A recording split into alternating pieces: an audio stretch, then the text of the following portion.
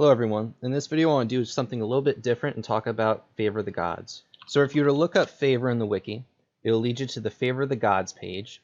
And Favor of the Gods is a game mechanic that affects all players in the game, no matter what area or what region you're in. And it's granted based on how often characters obtain the maximum rank in any qualifying title. Each time this happens, you'll see a game announcement in the game chat window. You've probably seen this before, and after 20 of these announcements, the gods will grant favor for 60 minutes.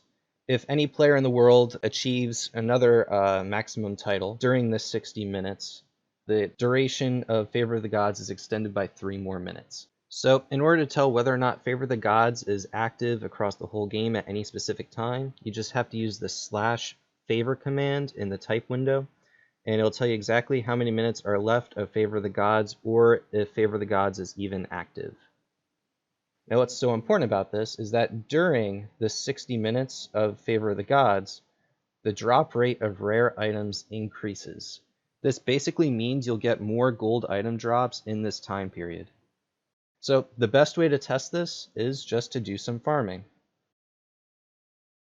So you might recognize this farm from one of my other videos. It's the Ministerial Accommodations farm, or however you say that word. And it's one of my favorite farms because you could get a lot of old school golds all at once in one drop. So I figured the best way to test the change in drop rate between favor and non-favor is just to do this run about 20 times with favor up and then 20 times without favor, and just count the golds. And while we're at it, we'll just count the ministerial accommodations as well, or however you say that word. So without further ado, here they are.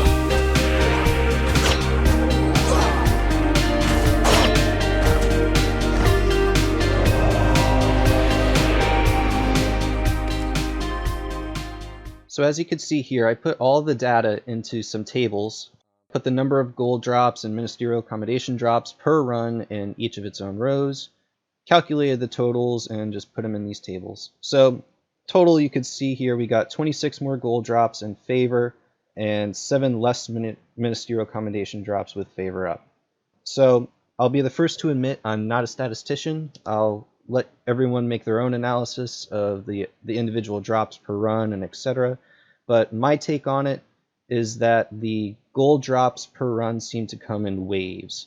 So you'll get about the same amount of runs per se with no drops, and same amount of runs with drops, roughly.